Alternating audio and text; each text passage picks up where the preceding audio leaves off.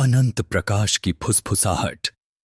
गुरु नानक का मदीना प्रवास 19वीं शताब्दी के प्रारंभिक दिनों की एक ठंडी सुबह, जब सिंधु की हवाएं एक भटकते संत की कथाएं दूर क्षितिज तक पहुंचा रही थीं। एक तीर्थ यात्रा जो नक्शों या संप्रदायों से बंधी न थी। यह यात्रा हालांकि इस्लाम के पवित्र उद्गम स्थल की ओर मुड़ी। गुजरात के व्यस्त बंदरगाहों से वे एक दोहा पर चढ़े जो अरब सागर की ओर बंधा था। जहाज मसालों, रेशम और खोजियों के भार से कराह रहा था।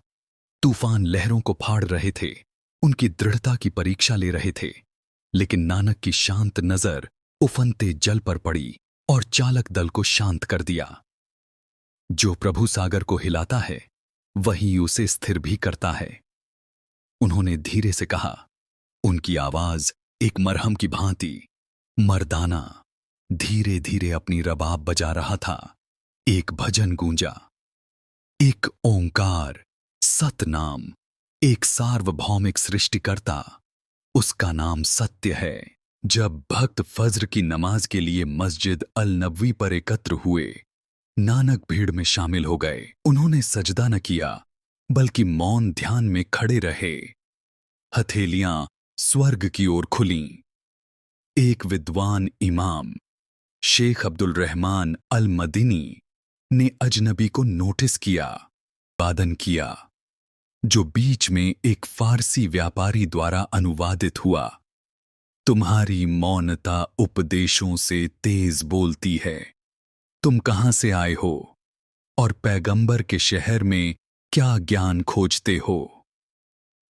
नानक मुस्कुराए, मैं नानक हूं, निराकार एक के नमक का दास, वहां से जहां 5 नदियां सृष्टि की गान गाती हैं। मैं कोई ज्ञान नहीं खोजता, बल्कि उसी दिव्य झरने से बहते अमृत को साझा करता हूं जो तुम सम्मान करते हो। बताओ शेख, क्या अल्लाह का प्रकाश उन हृदयों में मंद पड़ जाता है जो उसे दूसरे नाम से पुकारते हैं? शेख का माथा सिकुड़ा, लेकिन जिज्ञासा सावधानी पर भारी पड़ी। संवाद एक रेशमी ताने बाने की भांति खुला। नानक ने मूल मंत्र का वर्णन किया।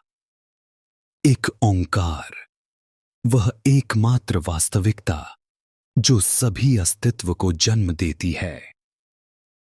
ईश्वर मस्जिदों और मंदिरों से परे है, उन्होंने कहा, फिर भी हर सांस, हर धड़कन में निवास करता है। पैगंबर की दया गुरु की कृपा का प्रतिबिंब है। दोनों एक ही अनंत सत्य की ओर इशारा करते हैं।